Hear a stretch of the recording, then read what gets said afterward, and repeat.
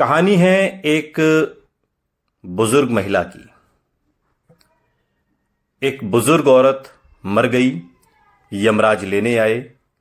औरत ने यमराज से पूछा कि आप मुझे स्वर्ग ले जाएंगे या नरक।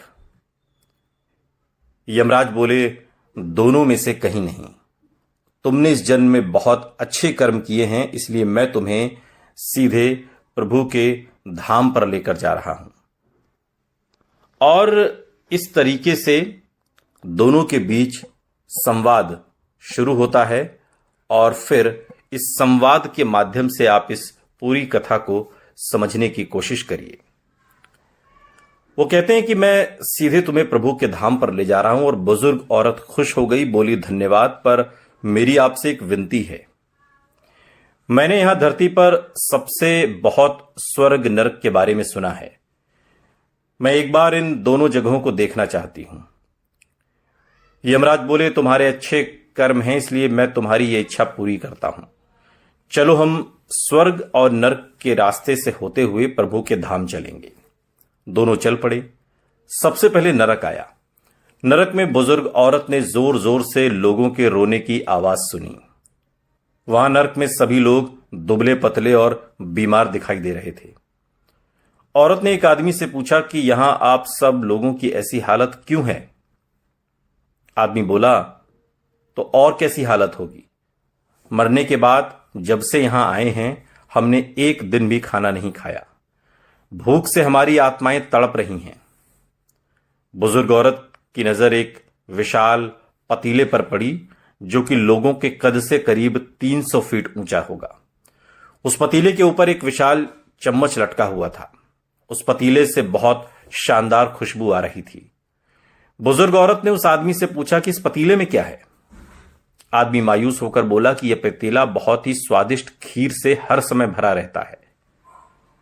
बुजुर्ग औरत ने हैरानी से पूछा, इसमें खीर है तो आप लोग पेट भर के ये खीर खाते क्यों नहीं? भूख से क्यों तड़प रहे हैं? आदमी रो रो कर बोलने लगा, कैसे खाएं? यह पतीला 300 फीट ऊंचा है। हम में से कोई भी उस पतीले तक नहीं पहुंच पाता।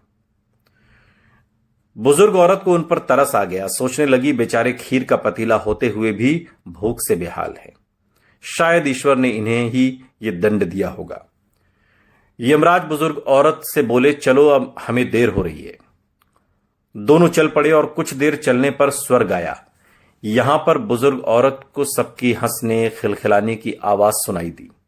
सब लोग बहुत खुश दिखाई दे रहे थे। उनको खुश देखकर बुजुर्ग औरत भी बहुत खुश हो गई। पर वहां स्वर्ग में भी बुजुर्ग औरत की नजर वैसे ही 300 फीट ऊंचे पतीले पर पड़ी जैसे नरक में था, और उसके ऊपर भी वैसा ही चम्मच लटका हुआ था। बुजुर्ग औरत ने वहां लोगों से पूछा कि इस पतीले में क्या है? स्वर्ग के लोग बोले, इसमें बड़ी ही स्वादिष्ट खीर है। बुजुर्ग औरत हैरान हो गई। उनसे बोली कि यह पतीला तो 300 फीट ऊंचा है, आप लोग इस तक पहुंच ही नहीं पाते होंगे। उस हिसाब से तो आप लोगों को खाना मिलता ही नहीं होगा, आप लोग भूख से बेहाल होंगे। पर मुझे तो आप सभी इतने खुश लग रहे हैं, ये सब कैसे? लोग बोले, हम तो सभी लोग इस पतीले में से पेट भर के खीर खाते हैं। औरत बोली, पर कैसे? पतीला तो बहुत ऊंचा है। लोग बोले, तो क्या पतीला ऊंचा है तो यहां पर कितने सारे पेड़ हैं। ईश्वर ने ये पेड़ पौधे नदी झरने हम मनुष्यों के उपयोग के लिए ही तो बनाए हैं। हमने इन पेड़ों की लकड़ी ली, उसको काटा, फिर लकड़ियों के टुकड़ों को जोड़कर एक विशाल सीढ़ी का निर्माण किया। उस लकड़ी की सीढ़ी के सहारे हम पतीले तक पहुंचते हैं और हम सब मिलकर खीर का आनंद लेते हैं। बुजुर्ग महिला यमराज की तरफ देखने लगी। यमराज मुस्कुराए। ईश्वर ने स्वर्ग और नरक मनुष्यों के हाथों में ही सौंप रखा है। चाहे तो अपने लिए नरक बना लें, चाहे तो अपने लिए स्वर्ग बना लें। और ईश्वर ने सबको एक समान हालातों में डाला है। उसके लिए उसके सभी बच्चे एक समान हैं, किसी से कोई भेदभाव नहीं। वहां नरक में भी पेड़ पौधे सब थे, पर वो लोग आलसी हैं। उन्हें खीर हाथ में चाहिए। कोई कर्म नहीं करना चाहते, कोई मेहनत नहीं करना चाहते, इसलिए भूख से बेहाल हैं। क्योंकि यही तो ईश्वर की बनाई इस दुनिया का नियम है। जो कर्म करेगा, मेहनत करेगा, उसी को मीठा फल खाने को मिलेगा।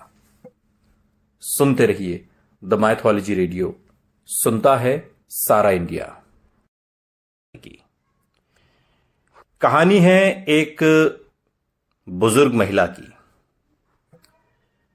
एक बुजुर्ग औरत मर गई, यमराज लेने आए। औरत ने यमराज से पूछा कि आप